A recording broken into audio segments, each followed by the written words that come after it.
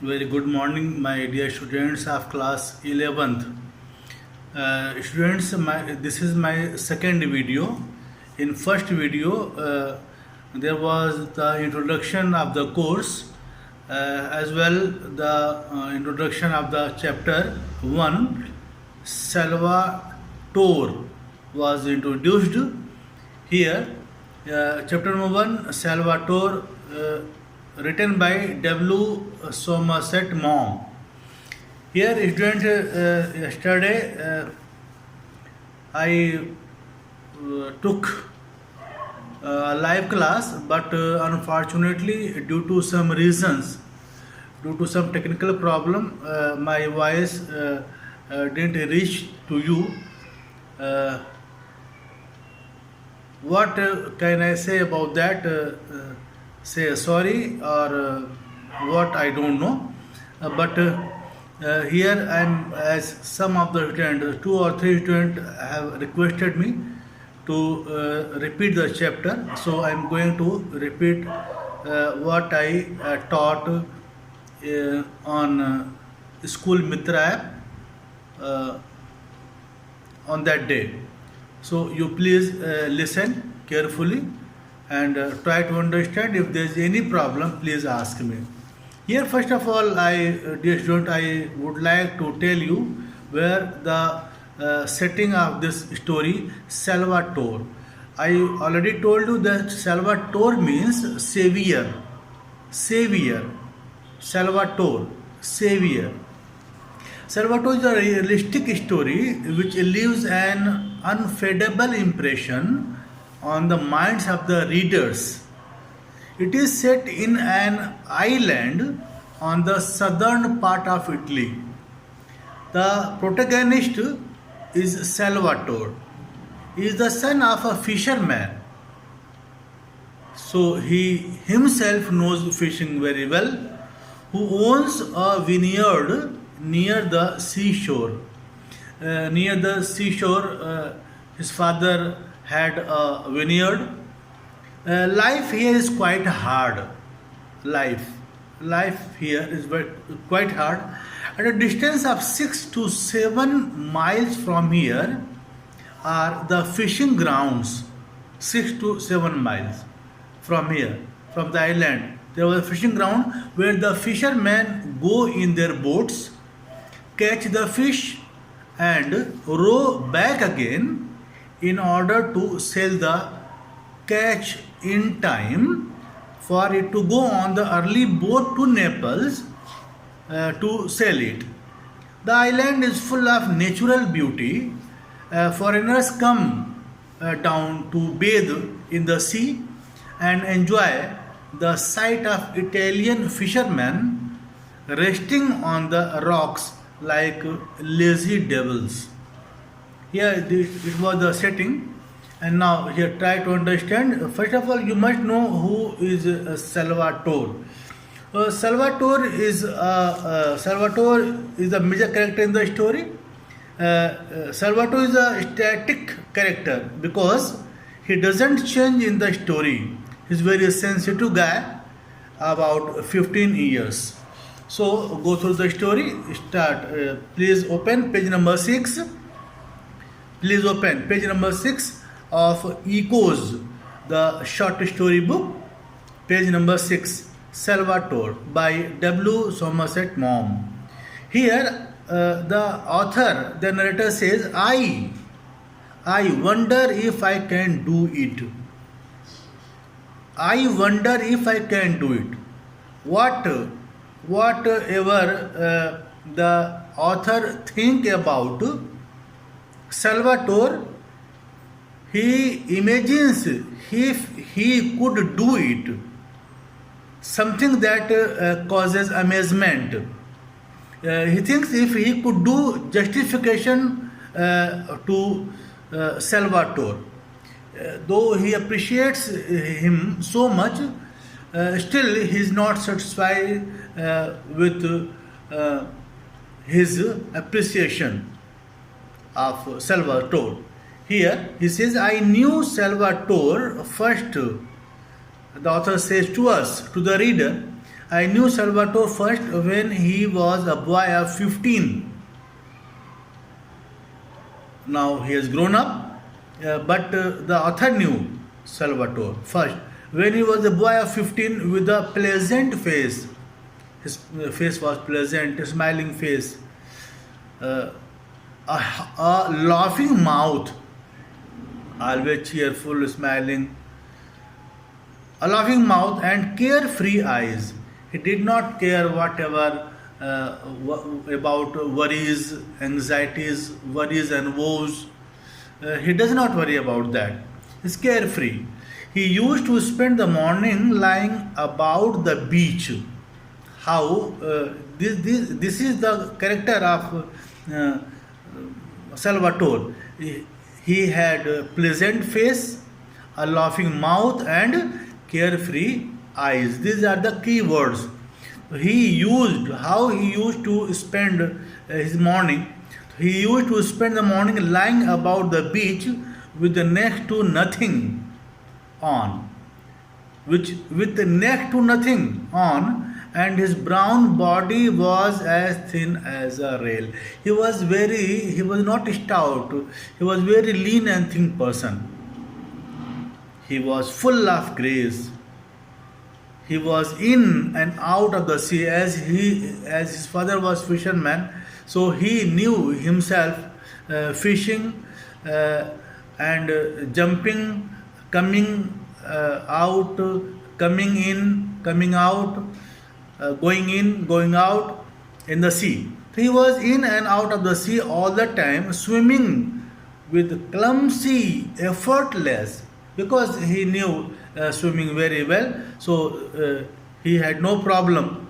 Uh, he he does not make any effort for fishing, for swimming. Effortless stroke common to the fisher boy. Common. It was swimming was very common to a fisher boy. Here, scrambling up the jagged rocks on his hard feet, scrambling to move hurriedly to or location, scrambling up the jagged rock, often sharp edges, on his hard feet, for except on Sundays, he never wore shoes. These are all the qualities of Salvatore, goodness. He would throw himself into the deep water with a cry of delight when he went into the deep water. He always cried of delight, full of delight. His father was a fisherman who owned his own little vineyard, and Salvatore acted as nursemaid to his younger brothers. Like he looked after his two younger brothers. He shouted to them to come inshore. He shouted to them to come inshore when they ventured out too far, when they dared out to go too far, far away from the island, from the place, from the beach, or too far, and made them dress when it was time to climb the hot wine clad hill for the frugal midday meal, for the cheap or economical midday meal, he used to call them. But boys in those southern parts, the story is setting here in the southern part of Italy. But boys in those southern parts grow apace, grow rapidly, and in a little while he was madly in love. Though his age was only 15 years, but he grown up and rapidly, and in a little while he was madly in love with a pretty girl, very beautiful girl who lived on the Grand Marina. This is also a place. She had eyes like now the characteristics of the girl That pretty girl, she had eyes like forest pools and held herself like a daughter of the Caesars. She was very beautiful and attractive. They were affianced, they were engaged, but they could not marry. What was the condition? They could not marry till Salvatore had done his military service. That was the condition. Till Salvatore had done his military service. And when he left the island, he was compelled because it was the condition. If he won't do the military service, she won't get married. When he left the island,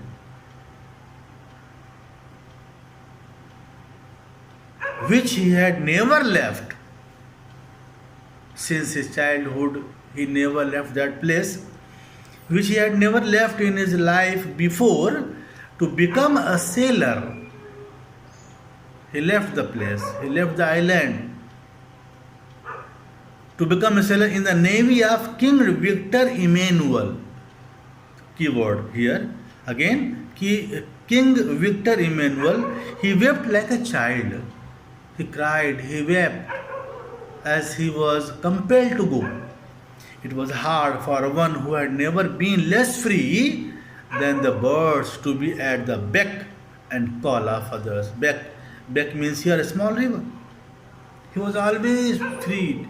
He always felt freed himself like a bird. It was harder still to live in a battleship. It was harder still to live in the battleship with strangers. No one was familiar to him. With strangers, instead of in a little white cottage among the vines.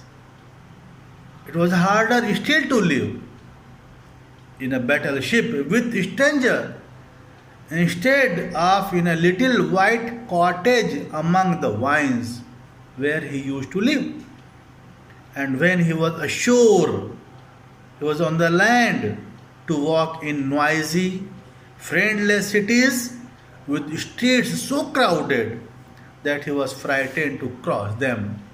When he had been used to silent path, never he saw crowded.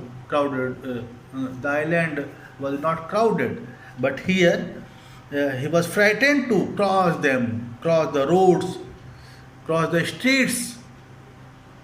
Why? When he had been used to silent path, the road, the paths were not busy. There was no hustle and bustle. When he had been used to silent path and the mountain and the sea, he was used to of these things. I suppose the narrator says here, I suppose it had never struck him that Ischia, which he looked at every evening, it was like a fairy island in the sunset, to see what the weather would be like next day. He was never bothered about that. Or Vesuvius, a volcanic mountain in Italy. Vesuvius, Pearly in the dawn had anything to do with him at all. He was habitual. He was used to about all these things. But when he ceased to have them, when he stopped to have them before his eyes, he realized in some dim fashion that they were as much part of him as his hands and his feet. Like they were organ of his body. He was dreadfully homesick. He was very badly homesick. But it was hardest of all to be parted from the girl he loved with all his passionate young heart. It was very difficult for him. He wrote to her in his childlike handwriting long letters, ill-spelled letters. He used to make so many mistakes in the spelling. Ill-spelled letters in which he told her how constantly he thought of her and how much he longed to be back. He wrote that he yearned to come back to the island. He was sent here and there as a sailor. He was sent here and there to Spezia. Underline the word, my dear students. To Spezia, to Venice, to Bari, and finally to China. Here he fell ill of some mysterious ailment, disease that kept him in hospital for months. He bore it with the mute, silent, he bore it silently, and uncomprehending patient, which one cannot understand. Patience of a dog when he learned that it was a form of rheumatism. Rheumatism is a disease in which the bones, the joints becomes very stiff. Rheumatism that made him unfit for further service. Rheumatism made him unfit for further service. His heart exulted. He felt happy. He felt very happy, for he could go home, as he was homesick, and he did not bother about his disease. In fact, he scarcely listened, hardly listened when the doctor told him that he would never again be quite well. He did not care about that, what the doctor said. What did he care? The author says, what did he care when he was going back to the little island he loved so well, and the girl who was waiting for him? He was happy. He did not care what was going on with him, from which disease he was suffering. He was happy that he was going to the island where his beloved waiting. And students, what happened after that, I will tell you in my next video. Thank you so much, students.